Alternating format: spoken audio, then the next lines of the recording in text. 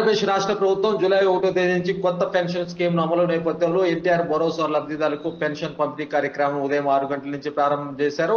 కొనకలమిట్ల మండలం తోపాడు గ్రామంలో టీడీపీ మండల పార్టీ అధ్యక్షులు మోరబైన బాబురావు యాదవ్, పొదిలి మండలం కుంచపల్లిలో టీఎన్ఎస్ఎఫ్ రాష్ట్ర కార్యదర్శి వరికూటి అనిల్, పొదిలి పట్టణం 5వ సచివాలయం పరిధిలో టీడీపీ రాష్ట్ర కార్యదర్శి గురుపూడి భాస్కర్, స్థానిక నాయకులు బొడ్డు సుబ్బయ్య, 4వ సచివాలయం పరిధిలో గిద్దలూరి శ్రీకాంత్, షేక్ మౌలాలితో పాటు పొదిలి కొనకలమిట్ల మండలంలో ప్రతి గ్రామ పంచాయతీ నుంచి సచివాలయ సిబ్బంది కలిసి టీడీపీ నాయకులు ఎన్టీఆర్ భరోసా లబ్ధిదారులకు పెన్షన్ పంపిణీ చేశారు.